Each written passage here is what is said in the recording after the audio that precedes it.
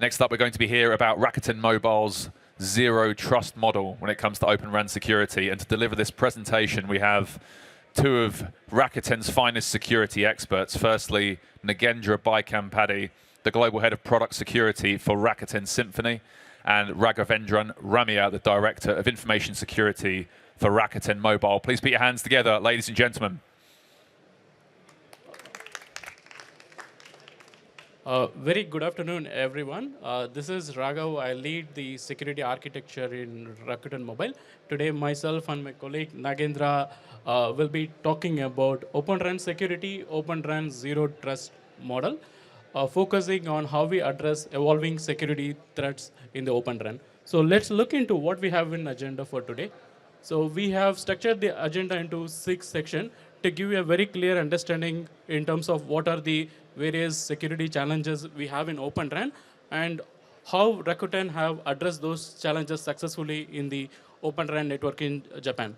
So we will firstly start with the challenges with the traditional tech security. What it means is like traditional security is nothing but perimeter-based security. So where the traditional firewall and perimeter-based defenses are insufficient. So then we go into the next section, zero trust approach to the Open RAN security. So this is the approach what Rakuten has taken to protect the Open RAN network in Rakuten Mobile. And then we will showcase two POC outcomes, what we did with CT1. So one is Open RAN intrusion prevention, and then we also talk about ransomware protection. Following that, we will talk about ORAN risk security enhancement. This is one of the major security accomplishment what we have achieved in the NICT Japan. So finally, we also highlight about Rakuten leadership in ORAN Alliance Working Group 11 security specification and what contributions on what we are driving in the security work items there. So let's dive into the first agenda of this session. We will talk about the challenges with the traditional defenses for Open RAN. So as I mentioned, I want to, before I go into the slide, I want to give you a quick understanding what is traditional defenses. Just to give you an analogy, say there is a big house and the big house is having a fence around it and there is a door. I go with the key, I open the door, then I am into the house, I am free to go around all the rooms within the house, right? So what it means in the networking is like we have a perimeter.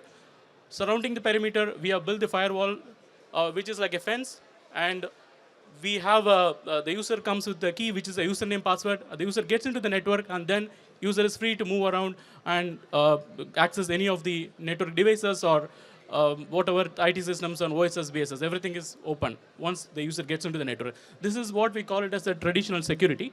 So now, why I talk about this? Because so ORAN, the way the ORAN is designed and implemented is based on disaggregated network function deployed on a cloud-native architecture. The cloud-native architecture is dynamic in nature, which is virtualized and containerized. So we have the containers and VNF, CNFs, that's all scales out and scales in. So what it makes is, it makes the attack vector very complex. Where an attacker is inside the network, he can also do the lateral movement and compromise, exploit any vulnerability in one network element, and then he can further go on and carry out further attacks. So we believe that the dynamic nature of the virtualized container network functions makes the traditional defenses really difficult to provide the record security protection. Then what we also see is that there is an emerging trend in the industry that there are more and more sophisticated cybersecurity attacks launched by the threat actors out there. They can also use technologies like artificial intelligence and machine learning. They can launch very, very sophisticated attack. And sometimes we don't have these signatures or attack patterns for the attacks that's being carried out. So what we also call this as a zero-day attack. So we also need to take in account of the zero-day attack as one of the challenge to protect our critical infrastructure. And then what you see is in Open RAN, we do also have Open Front Hall, which is between ORU and OSDU, which provides critical communication interface for the front hall. So this also becomes a potential entry point for any attacker to launch any attacks on the CUS plane and the M plane, and they can also do the lateral movement, and they can reach to the core network, and they can also go to the OSS, BSNs, where the keys to the castle is, right? So we have to consider the security risks with the open front all as well.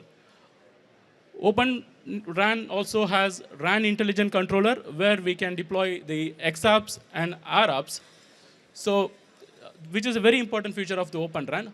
However, any malicious XApps and RApps that from the third party may be exploited, and there can be a potential risk of AML related attacks and the API exploitation as well. So finally, we also see that there are some risks due to the shared data center between the CT and IT. So what it means is, like, for example, we do have SMO that gets deployed in our data center. We do also have OSS and IT systems deployed in the same data center. Say, for example, there is a vulnerability that exists in one domain, say in IT systems or OSS, which get compromised. An attacker can also compromise the open RAN and critical infrastructure, and further down, they can damage the core network and further on. So given all these challenges, and also what you see in the right-hand side is that there are a bunch of red boxes which highlights various attack vectors and vulnerabilities that get introduced in the Open RAN.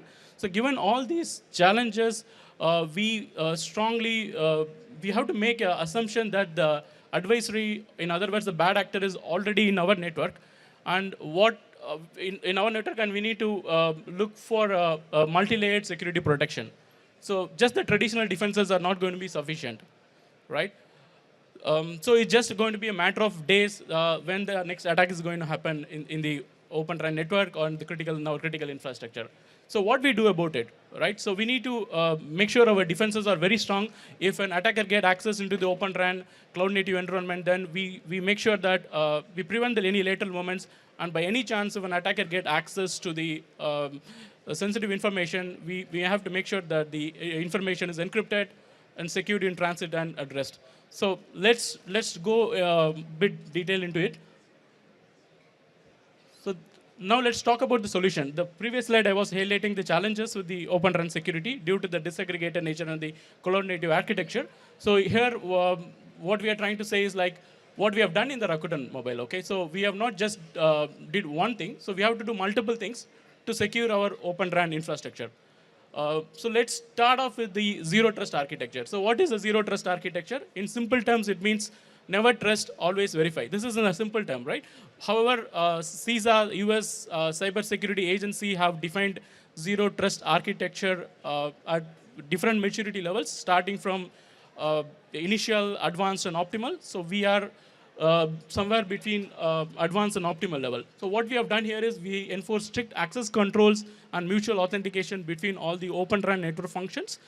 We have also enforced the micro-segmentation, and we encrypt the data in transit and rest. So by doing all this, we make sure that there is no lateral movement that is possible even when an attacker is inside the network.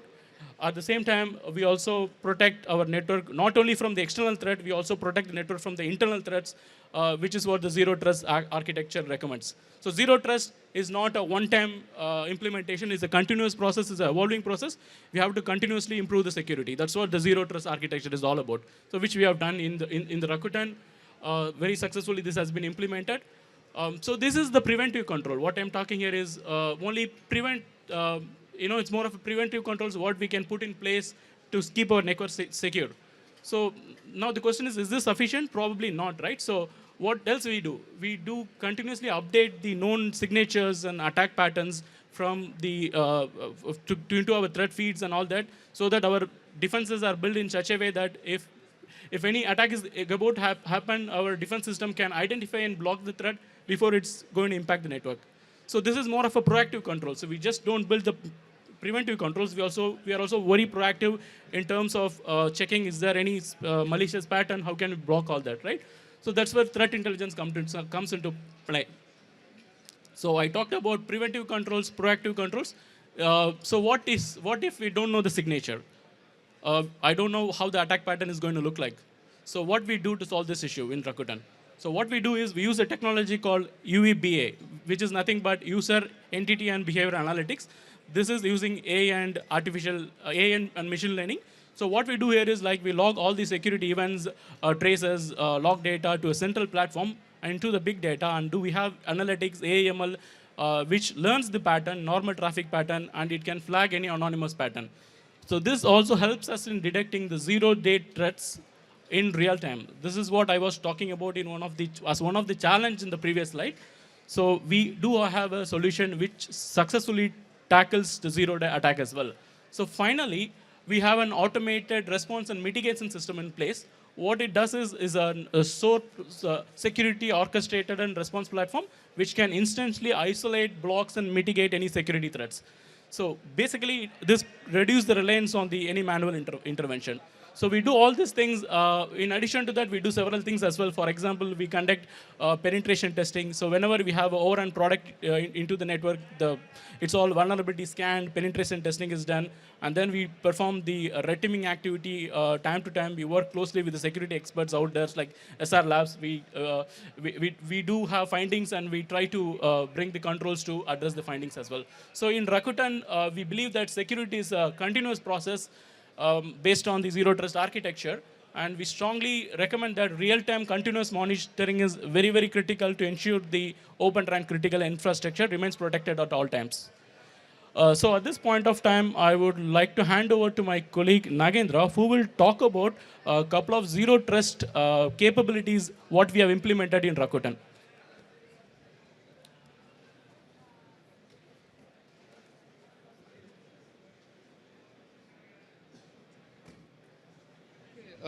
Hi, good afternoon, everyone. Hope it has been interesting so far. Thank you, Raghav. In the next few slides, I would like to touch upon few security controls that are implemented in RMI, which give you an idea of what Zero Trust is all about. As Raghav mentioned, Zero Trust means two things. Number one, you should always assume that there is an insider in the network, right? And number two, always make sure that you authenticate and authorize any access to the network element or services or any sort of asset that you're protecting, which means you don't trust anybody. Regardless of the ownership of the asset, regardless of the location from where the access is coming, you don't trust anybody. So the mantra there is always verify. Never trust, always verify. So talking about the first point which I mentioned, which is about insider. Now, how do insiders create a problem? As Raghav explained, once an insider logs into the network, he is pretty much free to move around. So there is no way for the insider to be authenticated again. And all of us are aware that VPN is a mode where you authenticate once to the server, the VPN server, and once you log into the network, pretty much you can move around to any website. All of us have seen it when we log into our internal networks. So ensuring that user access is not using VPN or what we call as a non-VPN access is very important. In RMI or in Rakuten terminology, we call it as Zero Trust Remote Access Service. So a user who is trying to access the network, whether the network element or the OSS BSS platform, you ensure that zero trust principles are considered. On the left of the diagram, you see a VPN client logging into a VPN server. So once the user is authenticated, he is free to access any device.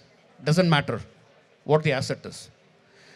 However, on the right, you see that if you have something called as an identity proxy or a zero trust remote access service proxy, every access, regardless of how many times the user logs in, regardless of how many sessions the user wants to have, it will always get, number one, authenticated. And that is what you see here. This actually is authentication server. Number two, he is also authorized. Means what? Even though I'm authenticated, I should only be allowed to access the service or the resource that I need to access. Right? So that is where authorization comes in. So these are the two important principles that we implement in zero trust controls.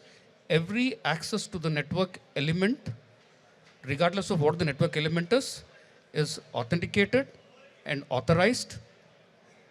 And by authorization, we also implement least privilege access. I allow the user the right amount of privilege. Privilege escalation is a huge problem today in the industry, right? I think people who have been managing O&M systems will easily know that. You will have root accounts sitting in the network and it is there forever, right? So root access is a huge problem. And likewise, privileged access is a huge problem. And what do I mean by privileged access? A user who has additional permissions compared to a regular user.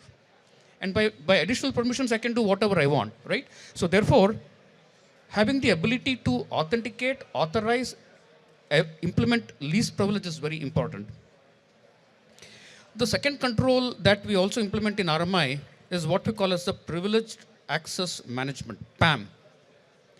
Now, you cannot escape the fact that you will have privileged users. Users who have additional permissions. That's a given, right? Not every user, will belong to a certain role. Some users belong to a privileged role who have additional permissions. One of the key facets in Zero Trust is that you should be able to monitor these privileged users. And that is where PAM comes into play. If I log into the network as a privileged user, all the session activities that I perform has to be recorded. Because tomorrow if something is wrong, you have a way to go and check the logs. Another key component of PAM is what we call as credential hiding. So for example here, the user, let's take an example here. User is trying to access a network through SSH. Now if the user is aware of the SSH password, that user can transfer the password to anybody else that he knows of, right? So this is where what we call as a password theft or a credential theft happens. So one of the key features in PAM is that you don't give the password to the user. The PAM component, which is, Yeah. So the user logs in, he gets authenticated, number 2. He gets authorized, number 3. And then he goes through what's called as a PAM, Privileged Access Management. And this is where the user is logging in with his regular credentials that is governed by the corporate IT. The PAM is the one that is going to set up an SSH session to the device. So the password is there with the PAM, not with the user, right? So this is how the PAM plays a very critical role in Zero Trust. Now the third control which I want to mention, which is very common in Zero Trust, is the use of certificates. And this is like a complicated diagram. What I want to mention here is that we have something called as a zero touch provisioning. And zero touch provisioning is where an RU gets powered on. And once the RU gets powered on, it goes through a number of different activities and eventually gets downloaded with the proper certificate. So if you see here, number 5, right? Once the RU gets powered on, it gets authenticated. It does what's called as a certificate enrollment. And by doing certificate enrollment, you replace the factory certificate with an operator certificate. And remember, operators always value these operator certificates with high regard. And the reason is that is how they control access to a device. I can remove certificate, I can add certificates, I can revoke certificates, right? So number 5 is one activity where the RU gets provisioned with the operator certificate. Again, we are aligning with Zero Trust there. The other thing is the ODUs and OCUs, which are allocated to service the RU, also goes through what's called as an enrollment process, and we use certificates there as well. Now, maybe I'll just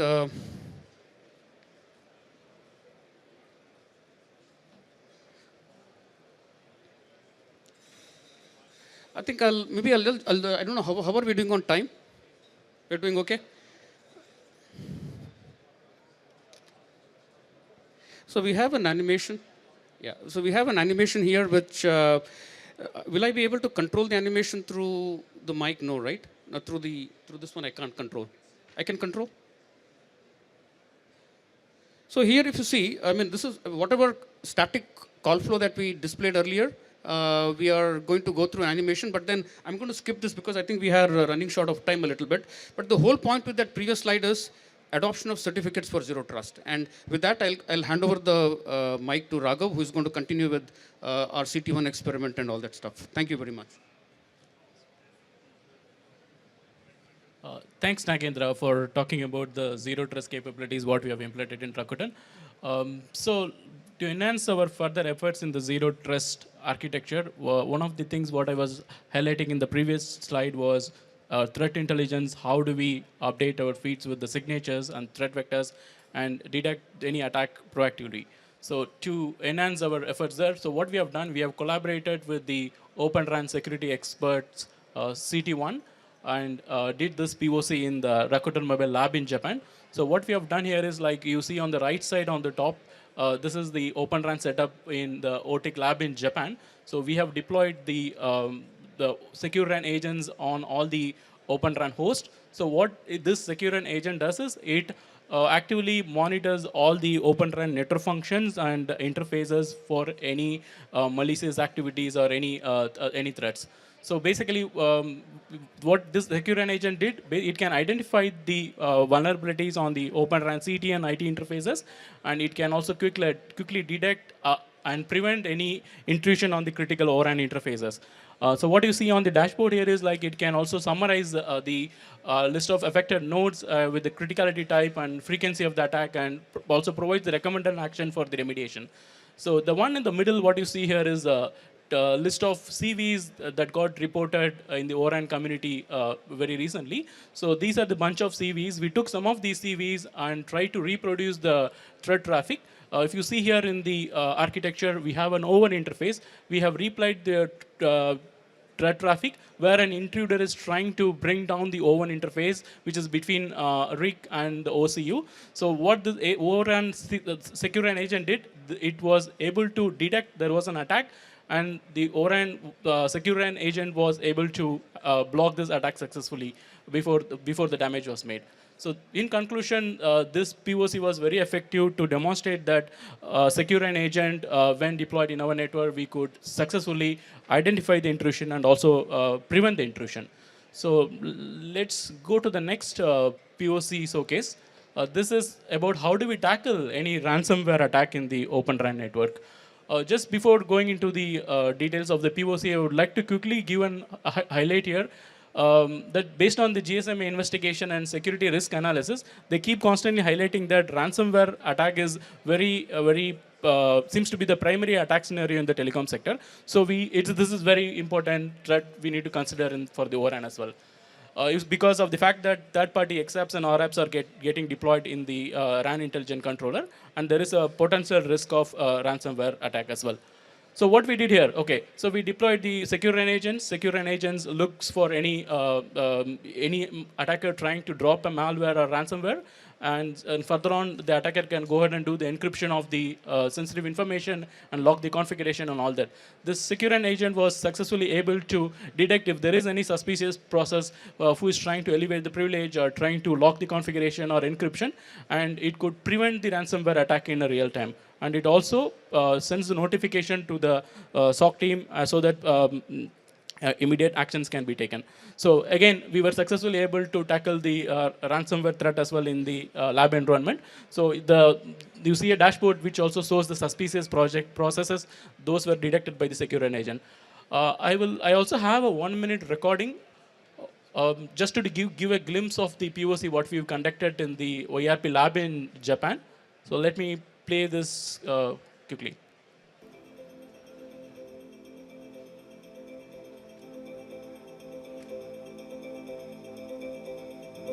The secure RAN agent detects threat traffic from ORAN open interfaces, blocks it in real time, and ensures system stability.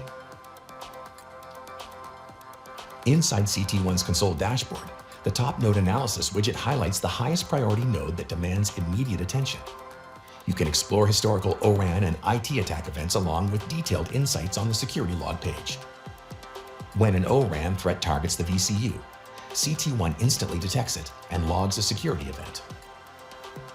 The dashboard widget also updates in real time, showing that the attack has been successfully blocked, keeping your network secure and resilient.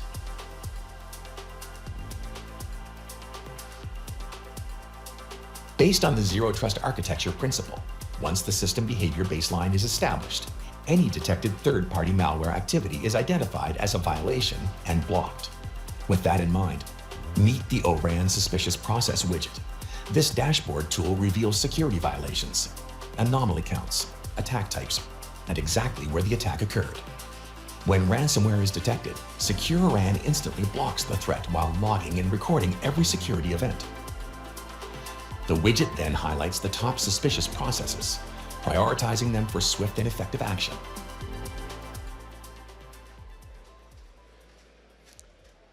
So these are the two POC showcases we wanted to present today. So following that, just want to quickly talk about ORAN RIC security enhancement.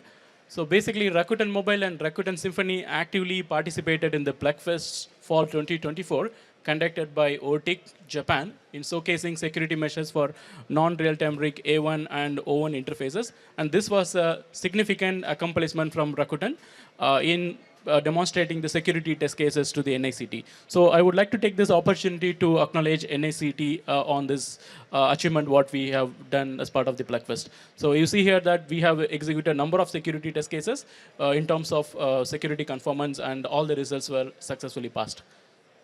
So finally, moving on to the final slide of our presentation. So Rakuten thought leadership in ORAN Alliance Working Group 11 security.